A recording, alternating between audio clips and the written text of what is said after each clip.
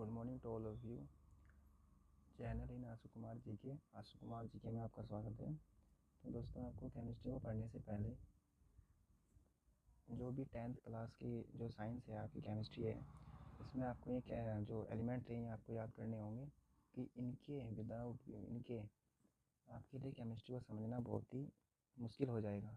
तो दोस्तों, आपको इनको समझने के लिए क्या करना है, आपको इनको याद करना है। याद कैसे करना है दोस्तों? देखिए, 10वीं क्लास में आपको सिर्फ ये 20 या फिर 21 ही पदार्थ हैं जो आपको याद करने हैं। इन्हीं से आपका काम चल जाएगा। जो एक आधा एक्स्ट्रा है वो हम आपको आगे करा देंगे। वैसे तो और का भी इस्तेमाल होता है, पर अभी फ़िलहाल आप इन्हें याद कर लीजिए तो आपका काम हो जाएगा। तो दोस्तों, इधर आपका परमाणु क्रमांक है, जैसे 1 2 3 4 5 6 ऐसे ही ये 21 तक है। और इधर आपका तत्व का नाम है, यानी नेम ऑफ एलिमेंट।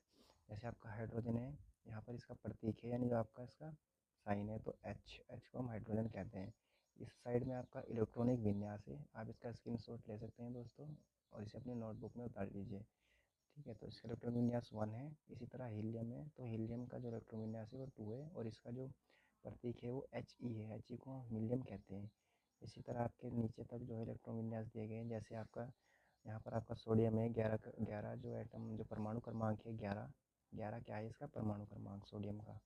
और इसका जो प्रतीक है वो N है, तो इसका क्या होगा 2,8,1, यानी 8 और 2 10 और 1 11। इन आप जोड़ेगा तो 11 ही बैठेगा। इसी तरह आपका जैसे 14 है सिलिकॉन, तो सिलिकॉन का प्रतीक क्या है SI।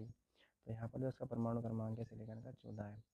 तो आप इन्हें जोड़ोगे 8 और 10 और 4 14, तो 14 ही बैठेगा। तो इस तरह आपको ये याद करने हैं। तो दोस्तों, अब हम स्टार्ट करते हैं चैप्टर फर्स्ट को आगे।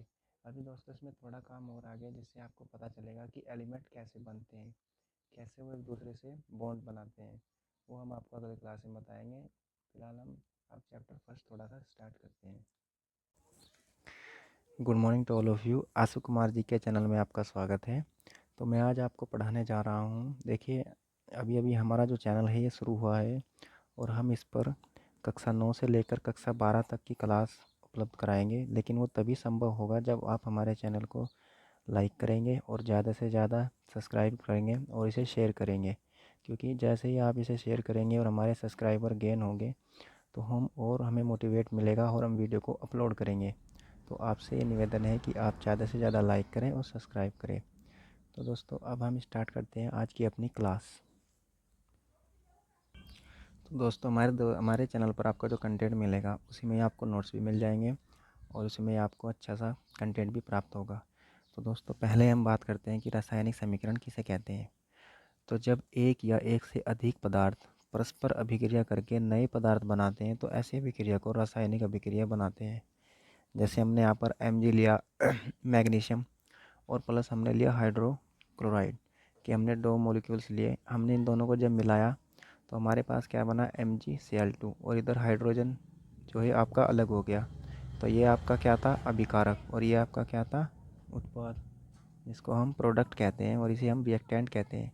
तो ये हमारी रासायनिक अभिक्रिया होती है कि जब कोई भी आप एलिमेंट ले लीजिए या कोई भी पदार्थ ले लीजिए, मैग्नीशियम की जगह आप यहाँ पर जैसे कार्बन ले लीजिए प्लस ऑक्सीजन ले लीजिए C+O2। तो अगर हम इन दोनों को मिलाएंगे तो एक या दो से अधिक पदार्थ जब ये आपस में मिलेंगे तो आपको कार्बन डाइऑक्साइड देंगे। तो इसे ही हम क्या कहते हैं रासायनिक अभिक्रिया। अगली हमारी जो रिएक्शन है, यहाँ पर रासायनिक अभिक्रिया के प्रकार स्टार्ट हो जाते हैं। तो सबसे पहला जो प्रकार है वो है संयोजन अभिक्रिया। तो जो सबसे पहली रिएक्शन है वो है हमारी संयोजन अभिक्रिया।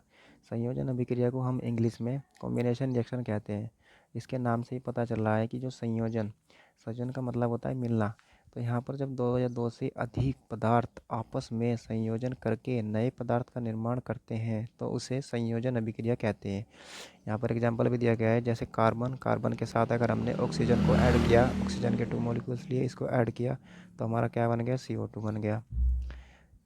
इसी तरह अगर हमने हाइड्रोजन लिया और हाइड्रोजन के साथ Cl2 के 2 मॉलिक्यूल्स लिए तो हमारे पास हाइड्रोजन क्लोराइड बन गया 2HCl। तो इसी को हम संयोजन अभिक्रिया कहते हैं। अगली हमारी जो रिएक्शन है वियोजन अभिक्रिया। वियोजन अभिक्रिया को हम डिकम्पोजिशन रिएक्शन इंग्लिश में कहते हैं, आप लिख लीजिएगा। तो वियोजन का मतलब होता है टूटना या अलग होना। तो इस अभिक्रिया में देखो इसमें क्या हो रहा था, इसमें दो या दो से अधिक पदार्थ आपस में जुड़ रहे थे। इसमें क्या होगा, इसमें दो या इसमें जो पदार्थ होंगे एक दूसरे से सरल उत्पादों में टूट जाता है, तो इसे ही वियोजन अभिक्रिया कहते हैं। यानी इसमें टूट जाएंगे। जैसे यहाँ पर इसका ये रिवर्स है यानी उल्टा है, तो ये जब CO2 हम लेंगे कार्बन डाइऑक्साइड, तो ये क्या हो जाएगा, अलग अलग हो जाएगा, यानी कार्बन अलग हो जाएगा और ऑक्सीजन अलग हो जाएगा। तो इसी को हम क्या कहते हैं, वियोजन अभिक्रिया। इसी तरह जब हम हाइड्रोजन क्लोराइड लेंगे तो यहाँ पर H के कितने मॉलिक्यूल है, 2, तो H के 2 अलग हो गए। 2 यहाँ पर Cl के, तो Cl के पे 2 अलग हो गए, तो दोनों का क्या हो गया, वियोजन। ठीक है दोस्तों, इसमें कभी कभी जो है MCQ में एग्जाम्पल में रिएक्शन दे देते हैं और ऑप्शन में लिख देते हैं कि बताइए कौन सी अभिक्रिया है। ऑप्शन दे देगा वियोजन अभिक्रिया, संयोजन अभिक्रिया और आपकी विद्युत वियोजन अभिक्रिया। तो आपका जो ऑप्शन होगा वो होगा आपका वियोजन अभिक्रिया। अब हम अगली रिएक्शन की ओर बढ़ते हैं दोस्तों। अगली हमारी जो रिएक्शन है उसे हम उसमें वियोजन कहते हैं। तो जब किसी पदार्थ के वियोजन की परिभाषा ऊष्मा देने पर होती है, तो यहाँ पर कहा गया है कि जब किसी पदार्थ के वियोजन की परिभाषा यानी ऊष्मा देने पर होती है, यानी ऊष्मा देने पर वो पदार्थ अलग अलग हो, यानी अलग अलग उत्पाद में टूट जाए, तो उसे ही हम क्या कहते हैं, उसमें वियोजन अभिक्रिया कहते हैं। जैसे हमारे पास CaCO3 है यानी कैल्शियम कार्बोनेट। तो कैल्शियम कार्बोनेट जो है आपका, ये ध्यान रखना है कि आपका ये संगमरमर का फॉर्मूला भी है, ये बहुत सी कंपटीशन परीक्षा में भी आ जाता है। तो अब हम यहाँ पर अगर कोई से ऊष्मा देंगे यानी हीट देंगे, तो जब आपका तो आपका जो ये रिएक्टेंट होगा यानी जो आपका विकारक होगा, ये अलग अलग उत्पादों में टूट जाएगा। तो ये क्या बन जाएगा, तो सी है, यहाँ पर O के 3 है, तो यहाँ पर एक O यहाँ पर रह जाएगा। अब यहाँ पे O के 3 थे, एक यहाँ पर कैल्शियम के पास चला गया, तो O के पास अब 2 रहेगा, तो CO2 आपका उड़ जाएगा। इस एरो का मतलब होता है कि कार्बन डाइऑक्साइड आपकी उड़ गई। अब अगली रिएक्शन देखते हैं दोस्तों, विद्युत वियोजन। विद्युत से ही मतलब है कि जब वियोजन किसके द्वारा हो, विद्युत के द्वारा, यानी जब कोई पदार्थ विद्युत के द्वारा टूट जाए। वियोजन का मतलब होता है टूटना। तो जब किसी पदार्थ के वियोजन की अभिक्रिया विद्युत प्रभावित करने पर होती है, तो उसे विद्युत वियोजन अभिक्रिया कहते हैं। एग्जाम्पल पे जैसे मेरे पास सोडियम क्लोराइड है NaCl, तो NaCl के हमारे पास 2 मॉलिक्यूल्स हैं। तो NaCl हमारा नमक का फॉर्मूला होता है यानी सॉल्ट का। तो अगर यहाँ पर रिएजेंट में विद्युत वियोजन है, तो हमें तुरंत समझाना है कि इसका वियोजन होना है। तो यहाँ पर Na सोडियम अलग हो जाएगा और Cl2 जो क्लोरीन है वो गैस, वो भी हमारी उड़ जाएगी। इसे ही हम विद्युत वियोजन अभिक्रिया कहते हैं। और अगली हमारी जो रिएक्शन है वो है हमारी विस्थापन, या फिर इसे हम प्रतिस्थापन अभिक्रिया भी कहते हैं। तो इस अभिक्रिया में एक तत्व दूसरे तत्व को प्रतिस्थापित करके उसका स्थान ले लेता है, तो इस अभिक्रिया को विस्थापन या प्रतिस्थापन अभिक्रिया कहते हैं। तो इसके यहाँ पर एग्जाम्पल दिया है उदाहरण। तो हमारे पास क्या है, जिंक। जिंक को हम जब CuSO4, दोस्तों ये SO4 आप ऐसे बना लीजिए इसको सही से। तो जिंक के साथ जब हम कॉपर सल्फेट, इसे नीला तोता भी कहते हैं, लिख लीजिएगा, नीला तोता। तो जिंक को जब कॉपर सल्फेट के साथ हम मिलाएंगे और इसके साथ जब इसकी रिएक्शन करवाएंगे जिंक की कॉपर सल्फेट के साथ, तो क्या होगा कि जो सल्फेट है वो आपका यहाँ पर आ जाएगा जिंक के पास। तो यहाँ से इसका जो स्थान है वो क्या हो गया, रिप्लेस हो गया, यानी प्रतिस्थापित हो गया इसका स्थान।